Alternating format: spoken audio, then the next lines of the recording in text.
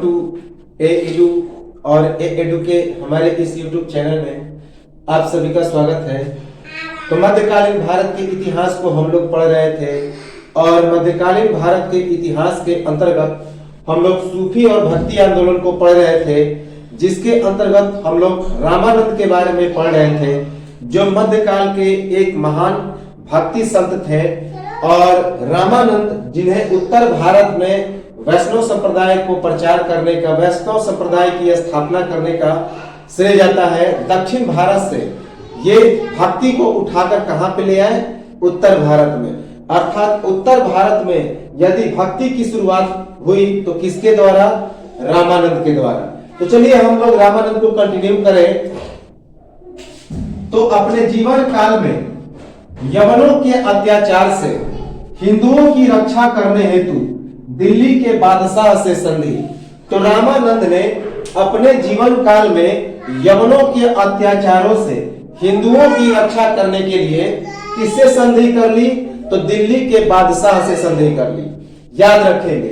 तो अपने जीवन काल में यवनों के अत्याचारों से हिंदुओं की रक्षा करने के लिए रामानंद ने दिल्ली के बादशाह से संधि कर ली। धर्म प्रचार हेतु यात्रा। तो धर्म प्रचार हेतु रामानंद ने कहां कहां यात्रा की? तो गगनौरगढ़, चित्रकूट, जनकपुर, गंगासागर, जगन्नाथपुरी आदि। तो धर्म प्रचार के लिए रामानंद कहां कहां यात्रा किए? गगनौरगढ़, चित्रकूट, जनकपुर, गंगासागर, जगन्नाथपुरी, इन सभी जगहों पर रामानंद ने अपने धर्म के प्रचार के लिए यात्राएं की। इनके कुल 12 शिष्य थे। तो रामानंद के कुल कितने शिष्य थे? 12 शिष्य थे। और इन सभी में जो शिष्य थे अलग अलग जाति के थे, लगभग सभी जाति के इनके शिष्य थे। याद रखेंगे। तो कुल 12 शिष्य थे रामानंद के, जिनमें पीपाजी, कबीरदास, रैदास, शोधना, सोम जी, ये सभी प्रमुख थे। जो रविदास थे, जिन्हें रैदास कहते थे, वे चमार जाति के थे। कबीर जुलाहा जाति के थे। धन्ना जाट किसान थे। शोधना कसाई थे और पीपा राजपूत थे, जबकि सेन नाई जाति से संबंधित थे। तो इनके शिष्य जो थे वे अलग अलग जाति प्रजाति के थे। याद रखेंगे। तो कुल शिष्य की संख्या जो थी रामानंद की वह 12 थी और ये सभी अलग अलग जातियों से संबंध रखते थे, जैसे कि पीपाजी, कबीरदास, रविदास, शोधना, सोन जी, ये सभी प्रमुख थे। जिनमें रविदास कौन सी जाति के थे? तो चमार जाति के। कबीर जुल्हा थे। धन्ना जाट किसान थे। शोधना कसाई थे। पीपा राजपूत जाति से थे और सेठ नाई जाति से संबंधित थे। मध्ययुगीन उदार चेतना के जन्मदाता। तो जो रामानंद थे मध्ययुगीन उदार चेतना के जन्मदाता थे, भक्ति आंदोलन के प्रवर्तक थे तथा तत्कालीन धार्मिक तथा सामाजिक चेतना के मार्गदर्शक थे। याद रखेंगे, इंपॉर्टेंट है।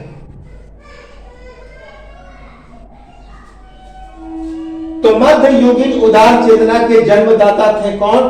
तो रामानंद भक्ति आंदोलन के प्रवर्तक थे, साथ ही साथ तत्कालीन धार्मिक तथा सामाजिक चेतना के मार्गदर्शक थे। रामानंद की सबसे महत्वपूर्ण देन कौन सी है?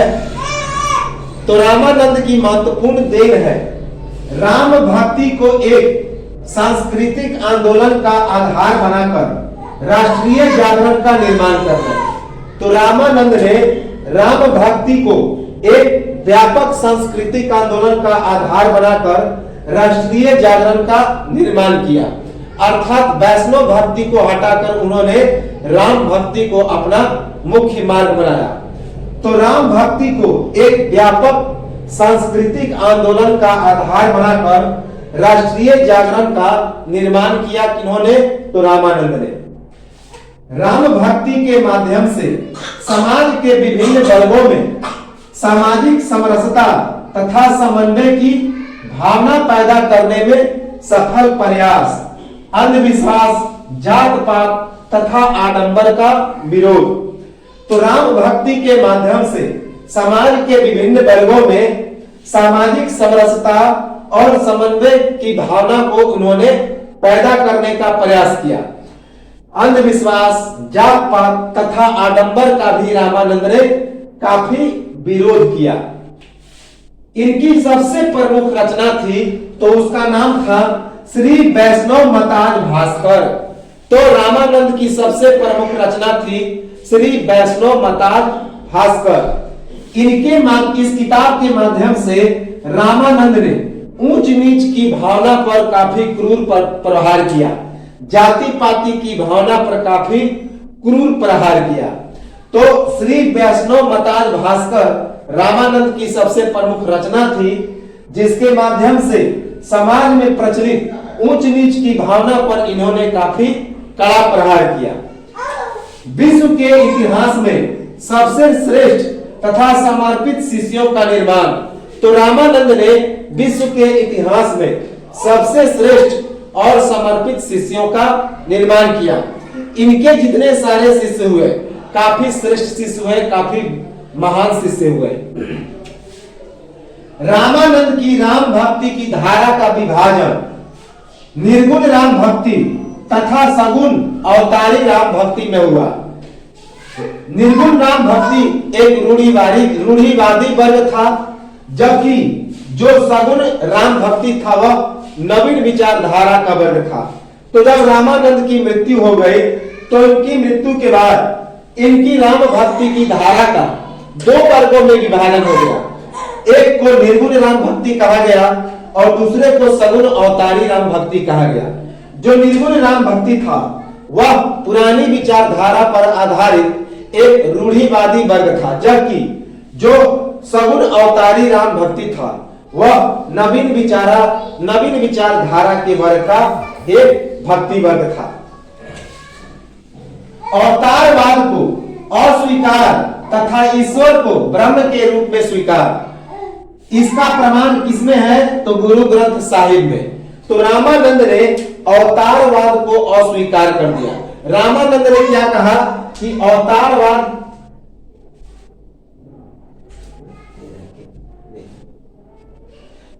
रामानंद ने अवतारवाद की भावना को अस्वीकार कर दिया। अर्थात उन्होंने कहा कि यह जो अवतारवाद की जो परंपरा है वह गलत है, और उन्होंने ईश्वर को ब्रह्म के रूप में स्वीकार किया कि ब्रह्म ही ईश्वर है और अवतारवाद की धारणा गलत है। और इसका प्रमाण कहां पे मिलता है? तो सिखों के सबसे आदि ग्रंथ गुरु ग्रंथ साहिब में। संस्कृत के स्थान पर हिंदी में उपदेश, इसी कारण भक्ति आंदोलन लोकप्रिय और हिंदी साहित्य का निर्माण आरंभ। तो रामानंद ने संस्कृत के स्थान पर हिंदी में उपदेश देना प्रारंभ किया। इस कारण भक्ति आंदोलन काफी लोकप्रिय हो गया और हिंदी साहित्य का निर्माण आरंभ हो गया।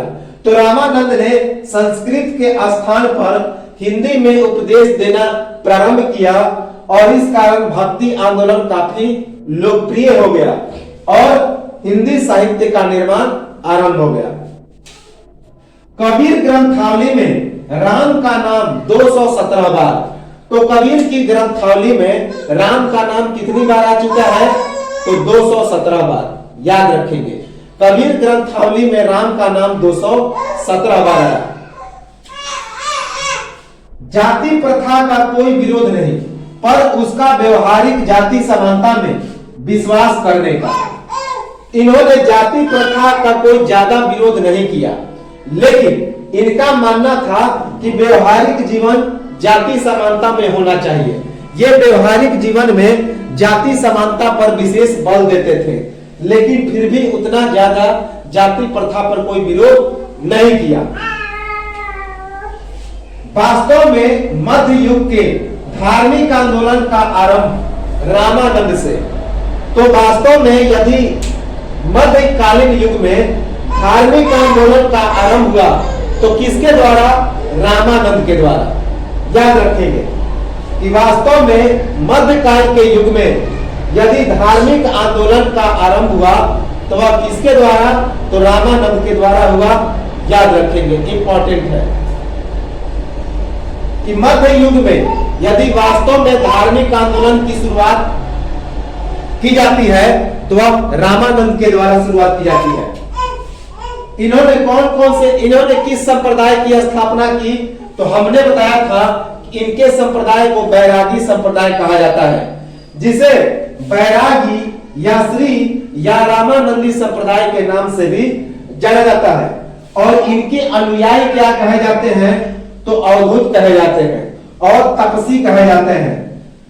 रामावत संप्रदाय की शुरुआत तो इनके द्वारा जो चलाया गया संप्रदाय था, जिसका नाम था बैरागी संप्रदाय। तो बैरागी संप्रदाय को श्री संप्रदाय, रामावत संप्रदाय, रामानंदी संप्रदाय, इन सभी संप्रदाय के नाम से जाना जाता है। और इनके जो अनुयायी होते हैं वे अवधूत और तपसी कहे जाते हैं। अवधूत और तपसी। इनका निवास स्थल कहां था? तो काशी का पंचगंगा घाट, जिसे श्री मठ के नाम से भी जाना जाता था। तो रामानंद का निवास स्थल कहां था? काशी का पंचगंगा घाट। काशी का पंचगंगा घाट यह रामानंद का निवास स्थल था, जिसे श्री मठ के नाम से भी जाना जाता था। काशी का पंचगंगा घाट। रामानंद के मुख से निकले राम नाम कबीरदास के द्वारा गुरु मंत्र के रूप में स्वीकार। तो रामानंद के द्वारा उनके मुख से निकला था कौन सा शब्द? राम का नाम। और वही नाम कबीरदास अपने गुरु मंत्र के रूप में स्वीकार कर लिए। रामानंद के मुख से राम नाम का शब्द निकला और उसी राम नाम को कबीरदास ने गुरु मंत्र के रूप में स्वीकार कर लिया। इन्होंने एक बात की उद्घोषणा की थी, सर्वे प्रपते धिक्कारिणे मता, सबका उन मर्यादा पुरुषोत्तम को पुकारने का समान अधिकार है।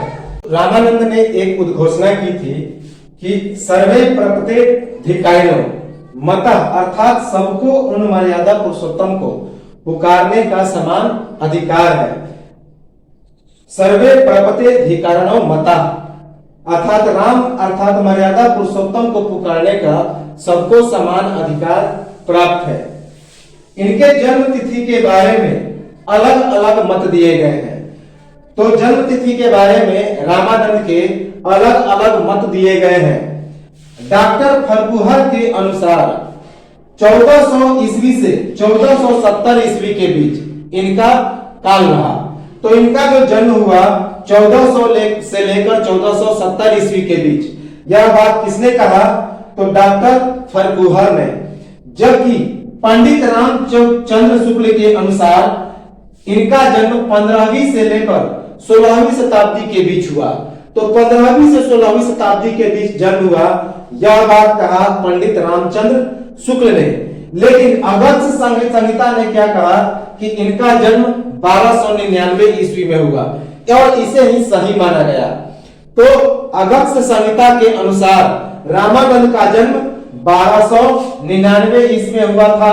ये चीजें हमने देख ली थी पिछले वीडियो में, तो इसी को ही सही माना गया। तो जन्म तिथि के बारे में विभिन्न मत है रामानंद के लिए। जैसे कि डॉक्टर फरकुहर के अनुसार रामानंद का जन्म 1400 ईस्वी से लेकर 1470 ईस्वी के बीच हुआ। जबकि पंडित रामचंद्र शुक्ल के अनुसार रामानंद का जन्म 15वीं से 16वीं शताब्दी के बीच हुआ। जबकि अगस्त संहिता में क्या लिखा गया? अगस्त संहिता में इनका जन्म 1299 बताया गया, जिसे ही सही माना गया। इनके जो समकालीन दिल्ली सल्तनत का सुल्तान था वह कौन था? तो सिकंदर लोदी को माना गया है। तो इनके जो समकालीन दिल्ली का सल्तनत का शासक था वह सिकंदर लोदी था। लेकिन चूंकि जब 1299 ईस्वी माना गया है तो यह भी कोई उचित फैक्चुअल नहीं बनता। लेकिन फिर भी कहा गया है कि ये सिकंदर लोदी के समकालीन थे। किसके अनुसार? तो डॉक्टर फरकुहर के अनुसार और पंडित रामचंद्र शुक्ल के अनुसार। तो इन दोनों के अनुसार दिल्ली सल्तनत का सुल्तान सिकंदर लोदी इनका समकालीन था। भविष्य पुराण के अनुसार इनके पिता का नाम था देवल, जबकि माता का नाम था मुखी। तो भविष्य पुराण के अनुसार रामानंद के पिता का नाम था देवल, जबकि माता का नाम था मुखी। अगस्त्य संहिता में रामानंद को कान्य कुब्ज की संज्ञा तथा मैकलिफ के अनुसार गौड़ ब्राह्मण। तो अगस्त्य संहिता में रामानंद को क्या कहा गया? तो कान्य कुब्ज कहा गया, जबकि मैकलिफ ने इन्हें गौड़ ब्राह्मण कहा। तो भविष्य पुराण के तो अगस्त्य संहिता में रामानंद को कान्य कुब्ज कहा गया, जबकि मैकलिफ ने इन्हें गौड़ ब्राह्मण कहा। इनके पूर्व नाम थे अलग अलग, जैसे कि रामदत्त, रसिक प्रकाश के भक्तमाल के टीकाकार जानकी शरण के अनुसार। तो जानकी रसिक शरण के अनुसार, जो कि रसिक प्रकाश भक्तमाल के टीकाकार थे, तो उनके अनुसार इनका नाम था रामदत्त। जबकि वैष्णव धर्म के रत्नाकार में इनका नाम क्या बताया गया? राम भारती। जबकि अगस्त्य पुराण तथा भविष्य पुराण में इन्हें रामानंद ही कहा गया। तो याद रखेंगे कि इनका रसिक प्रकाश भक्तमाल के टीकाकार, जिनका नाम था जानकी रसिक शरण, जानकी रसिक शरण के अनुसार रामानंद का जो पूर्व नाम था वह रामदत्त था। वही जानकी रसिक शरण जिन्होंने रसिक प्रकाश भक्तमाल का टीका किया था, भाष्य किया था। जबकि वैष्णव धर्म रत्नाकार में इन्हें राम भारती कहा गया और अगस्त्य पुराण तथा भविष्य पुराण में इन्हें रामानंद ही कहा गया। इनकी मृत्यु 1411 ईस्वी में हुई। तो इनकी मृत्यु कब हुई? 1411 ईस्वी में। लगभग 112 वर्ष ये जिंदा रहे, याद रखेंगे। इनकी अन्य रचनाएं कौन है? श्री वैष्णव मताज भास्कर के बाद श्री वैष्णव मताज भास्कर इनकी सबसे प्रमुख रचना थी। लेकिन और भी रचनाएं इन्होंने की, जैसे श्री रामार्चन पद्धति, जिसमें राम की सांगता षोडशोपचार पद्धति का विवरण है। राम की सांगता षोडशोपचार पद्धति का इसमें विवरण है श्री रामार्चन पद्धति में। उसके बाद गीता भाष्य, उपनिषद भाष्य, उसके बाद आनंद भाष्य, सिद्धांत पटल, राम रक्षा स्रोत, योग चिंतामणि, राम राधनम, उसके बाद वेदांत विचार, रामानंदादेश, ज्ञान तिलक, ज्ञान लीला, आत्मबोध, राम मंत्र, योग ग्रंथ। कुछ फटकर जो थे ये हिंदी पर और अध्यात्म रामायण। तो इन सभी किताबों की भी उन्होंने रचना की। कौन कौन? श्री रामार्चन पद्धति, इसमें राम की सांगता षोडशोपचार पद्धति का विवरण है। उसके बाद उपनिषद भाष्य, आनंद भाष्य, सिद्धांत पटल, राम रक्षा स्रोत, योग चिंतामणि, राम राधनम, वेदांत विचार, रामानंदादेश, ज्ञान तिलक, ज्ञान लीला, आत्मबोध, राम मंत्र, योग ग्रंथ, कुछ फुटकर हिंदी पद और आध्यात्म रामायण। तो इन सभी किताबों की भी रामानंद ने रचना की। ईश्वर की आराधना का द्वार महिलाओं के लिए भी इन्होंने खोल दिया। तो इनके पहले महिलाओं को ईश्वर की आराधना करने का अधिकार नहीं था, लेकिन रामानंद ने महिलाओं के लिए भी ईश्वर का द्वार, ईश्वर की आराधना का द्वार खोल दिया। रामानंद का एक सबसे प्रसिद्ध दोहा है जो एग्जाम में आ चुका है। जाति पाति पूछे न कोई, हरि को भजे सो हरि को होई। तो जाति पाति को कोई मत पूछे, यदि जो कोई भी हरि को भजेगा वही हरि के लिए उसका हरि का आदमी हो जाएगा। अर्थात हरि के लिए कोई विशेष जाति नहीं होता, अर्थात ईश्वर किसी विशेष जाति के लिए नहीं बने हैं। जो ईश्वर को भजन करेगा ईश्वर उसी के हो जाएंगे। तो यह बात कहा रामानंद ने। रामानंद का यह प्रसिद्ध दोहा है, जाति पाति पूछे न कोई, हरि को भजे सो हरि को होई। तो ये तो थे हमारे रामानंद, जो कि उत्तर भारत के सबसे प्राचीन भक्ति संत थे, मध्यकालीन भारत के सबसे प्राचीन भक्ति संत थे हिंदी साहित्य के। और दक्षिण भारत के कौन थे, तो उनका नाम था आदि गुरु शंकराचार्य। अब हम लोग आते हैं माधवाचार्य पर। तो रामानंद के बाद हम लोग देखें माधवाचार्य। इनका जन्म 1238 ईस्वी में हुआ था, दक्षिण कन्नड़ जिले के उडुपी शिवल्ली नामक स्थान के पास पाजक नामक गांव में।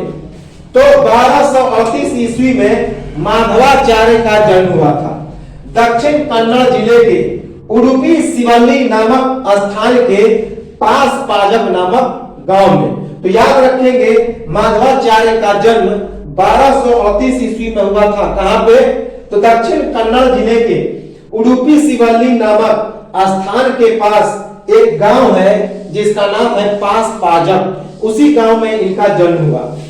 इनके गुरु का नाम था अच्युत प्रेक्ष, जो कि एक शैव अनुयायी थे। अच्युत प्रेक्ष जो शैव अनुयायी थे, इन्होंने एक मत की शुरुआत की, द्वैत दर्शन। तो द्वैत दर्शन नामक मत की इन्होंने शुरुआत की। इसके अनुसार विष्णु ही परमात्मा है।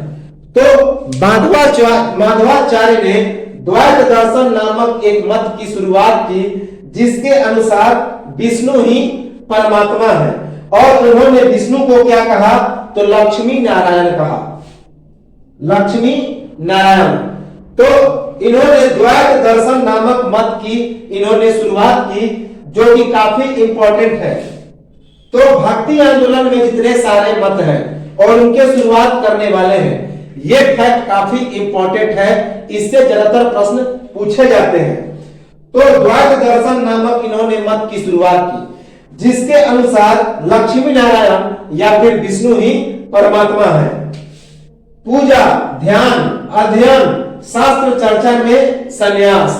तो माधवाचार्य ने पूजा, ध्यान, अध्ययन और शास्त्र चर्चा में संन्यास ग्रहण किया, याद रखेंगे। रामानुज की तरह ही विष्णु के आयुधों, शंख, चक्र, गदा और पद चिन्हों से अपने अंगों को अलंकृत करने का समर्थन किया। तो याद रखेंगे, जिस प्रकार रामानुज ने विष्णु के शंख, चक्र, गदा, उसके बाद आयुध और पद चिन्ह, इन सभी से अपने अंगों को अलंकृत किया, उसी प्रकार माधवाचार्य ने भी रामानुज की तरह ही विष्णु के आयुधों, शंख, चक्र, गदा और पद चिन्हों से अपने अंगों को अलंकृत अर्थात सजाने का समर्थन किया। अपने अंगों को भी क्या करते थे, तो सजाते थे। उडुपी में श्री कृष्ण के मंदिर की स्थापना उनके सारे अनुयायी के लिए तीर्थ स्थल बन गया। तो माधवाचार्य ने उडुपी में श्री कृष्ण के एक विशाल मंदिर की स्थापना की और वही मंदिर इनके सभी अनुयायियों के लिए एक बड़ा तीर्थ स्थल बन गया। तो उडुपी में श्री कृष्ण के मंदिर की इन्होंने स्थापना की, जो उनके सारे अनुयायियों के लिए एक तीर्थ स्थल बन गया, याद रखेंगे। यज्ञों में पशु बलि की प्रथा की समाप्ति इंपॉर्टेंट है, कि पहले यज्ञ में पशु बलि दी जाती थी, जानवरों की बलि चढ़ाई जाती थी, लेकिन माधवाचार्य ने यज्ञों में पशु बलि की प्रथा को समाप्त कर दिया। भारत में भक्ति आंदोलन के समय सबसे महत्वपूर्ण दार्शनिकों में से एक थे। तो ये जो माधवाचार्य थे, भारत में भक्ति आंदोलन के समय के सबसे महत्वपूर्ण जितने सारे दार्शनिक थे, उन सभी दार्शनिकों में यह भी एक महत्वपूर्ण दार्शनिक थे। इनका अन्य नाम था पूर्ण प्रज्ञ और आनंद तीर्थ। तो माधवाचार्य को पूर्ण प्रज्ञ और आनंद तीर्थ के नाम से भी जाना जाता था, संबोधित किया जाता था। तो माधवाचार्य को पूर्ण प्रज्ञ और आनंद तीर्थ के नाम से जाना जाता था। द्वैतवाद या द्वैत दर्शन का और किस नाम से पुकारते थे, तो तत्ववाद, द्वैत दर्शन, सद्वैष्णव, तो सद्वैष्णव, तत्ववाद या द्वैत दर्शन, द्वैत दर्शन, ये सभी द्वैतवाद के और नाम थे। यह दर्शन रामानुजाचार्य के वैष्णवत्व से बिल्कुल ही अलग था। तो रामानुज ने विशिष्टाद्वैत और शंकराचार्य ने क्या किया, तो द्वैताद्वैत के सिद्धांत का इन्होंने प्रतिपादन किया था। अद्वैतवाद, तो शंकराचार्य ने अद्वैतवाद, जबकि रामानुजाचार्य ने विशिष्टाद्वैतवाद के सिद्धांत का इन्होंने प्रतिपादन किया था। लेकिन जो माधवाचार्य थे, इनका जो सद्वैष्णव था, तत्ववाद था या फिर द्वैत दर्शन था, द्वैतवाद था, यह रामानुजाचार्य के वैष्णवत्व अर्थात विशिष्टाद्वैत से बिल्कुल अलग था, शंकराचार्य के अद्वैतवाद से बिल्कुल अलग था। तो अर्थात इन्होंने खंडन किया, किसका, तो खंडन किया विशिष्टाद्वैत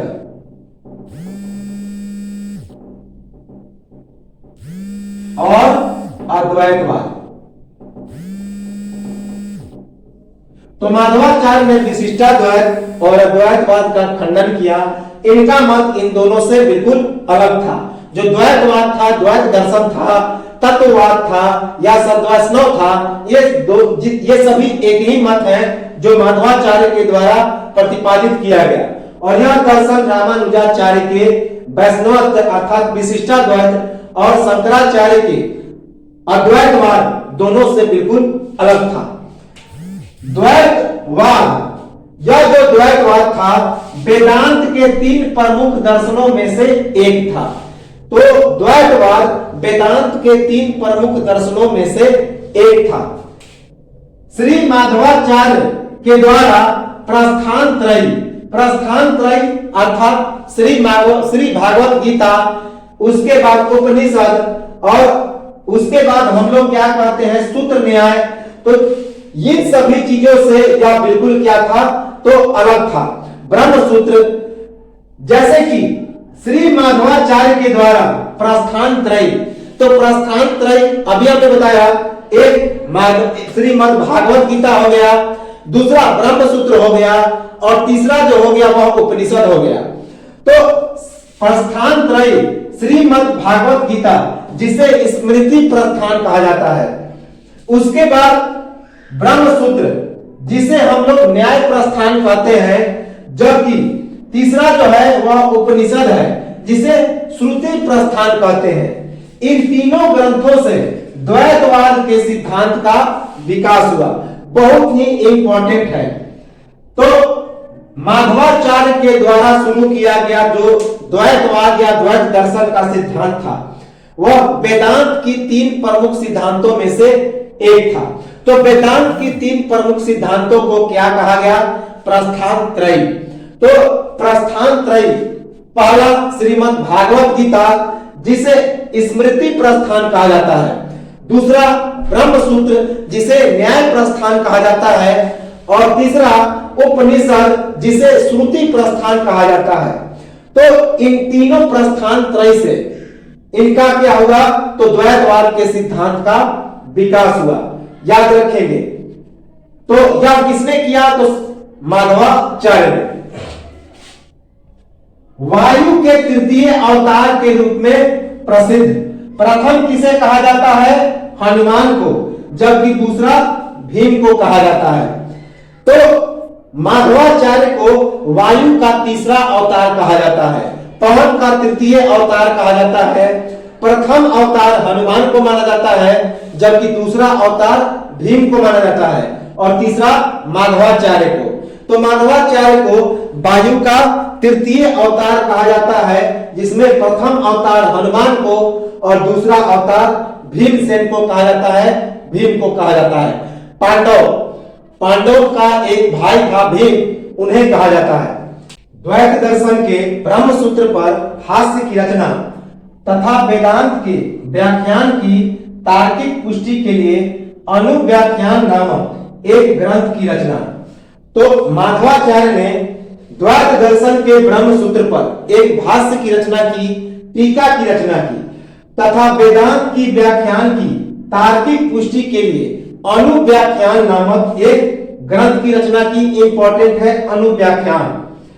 तो माधवाचार्य ने द्वैत दर्शन के ब्रह्म सूत्र पर एक भाष्य अर्थात टीका की रचना की, जबकि वेदांत के व्याख्यान की तार्किक पुष्टि के लिए अनुव्याख्यान नामक एक ग्रंथ की रचना की। श्रीमद् भागवत गीता तथा उपनिषदों पर भाष्य की रचना तथा महाभारत तात्पर्य निर्णय नामक एक टीका की रचना, साथ ही ऋग्वेद के 40 सूक्तों की टीका की रचना। तो माधवाचार्य ने श्रीमद् भागवत गीता और उपनिषदों पर भाष्य की रचना किया, टीका की रचना किया, साथ ही महाभारत तात्पर्य निर्णय नामक एक टीका की रचना की। महाभारत पर भी इन्होंने क्या किया कि एक टीका की रचना किया और उस पुस्तक का नाम क्या रखा? महाभारत तात्पर्य निर्णय। साथ ही ऋग्वेद के 40 सूक्तों पर भी इन्होंने टीका लिखा, भाष्य लिखा। तो श्रीमद् भागवत गीता और उपनिषदों पर भाष्य लिखा, टीका लिखा किसने? माधवाचार्य ने। साथ ही महाभारत पर भी इन्होंने टीका लिखा जिसका नाम था महाभारत तात्पर्य निर्णय, और ऋग्वेद के 40 सूक्तों पर भी इन्होंने भाष्य अर्थात टीका लिखा। इंपॉर्टेंट है। इन्होंने 5 प्रकार के भेद का अध्ययन किया। 5 प्रकार के भेद का अध्ययन, जिन्हें अत्यंत भेद दर्शनम के नाम से जाना जाता है, जिसे अत्यंत भेद दर्शनम के नाम से जाना जाता है। और इन 5 भेद की विशेषताएं क्या है?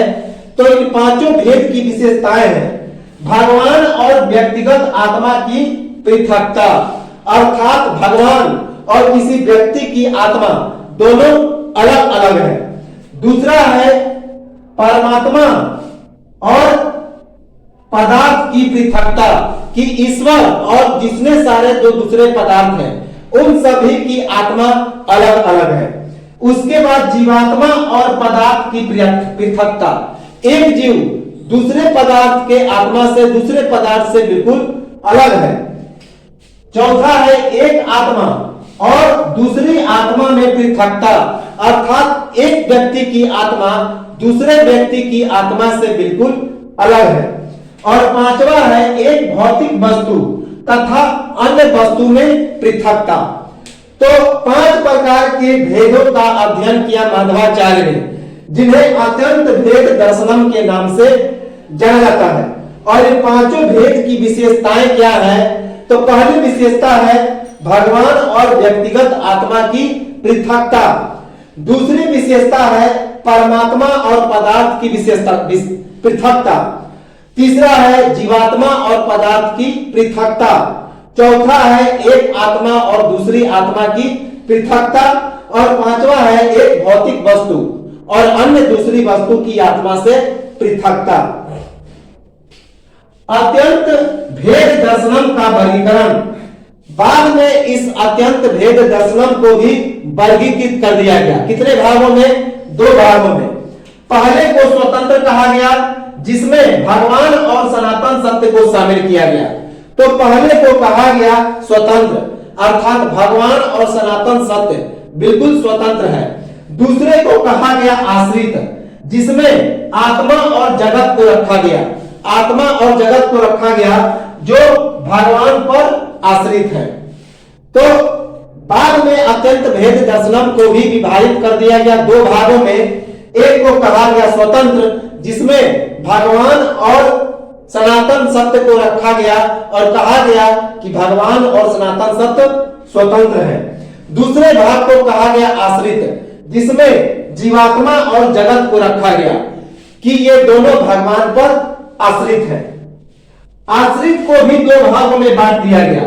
एक को कहा गया सकारात्मक और दूसरे भाग को कहा गया नकारात्मक। और सकारात्मक के अंतर्गत चेतन अर्थात आत्मा और अचेतन को रखा गया अर्थात पदार्थ। तो आश्रित भी 2 भागों में बट गया। एक को कहा गया सकारात्मक, जिसके अंतर्गत चेतन और अचेतन 2 भागों में बांट दिया गया। चेतन का मतलब हो गया आत्मा और अचेतन का मतलब जितने सारे जो दूसरे पदार्थ हैं। और दूसरी को भाग हम नकारात्मक कहते हैं। माधवाचार्य के अनुसार विष्णु स्वतंत्र तथा विवेकी और संसार के नियंता तथा उनकी शक्ति लक्ष्मी है जो नित्य मुक्त है। तो माधवाचार्य ने क्या कहा कि जो विष्णु है अर्थात जो लक्ष्मी नारायण है, दुनिया का पालक है, वह बिल्कुल स्वतंत्र है और विवेकी है अर्थात बुद्धिशील है और संसार का नियंता है अर्थात संसार को चलाने वाला है। जबकि उनकी जो मुख्य शक्ति है वह उनकी रानी लक्ष्मी है जो नित्य रूप से मुक्त है, किसी भी कार्य से क्या है तो स्वतंत्र है। याद रखेंगे कि माधवाचार्य के अनुसार विष्णु क्या है तो स्वतंत्र है, विवेकी है और संसार के नियंता है। जबकि उनकी शक्ति किसमें निहित है तो लक्ष्मी में निहित है जो नित्य मुक्त है। विष्णु के पुत्र कौन कौन है तो ब्रह्मा और वायु है। तो माधवाचार्य ने क्या कहा कि विष्णु के दो पुत्र, एक ब्रह्मा अर्थात जीव जगत और दूसरा है वायु का मतलब हो गया ईश्वर।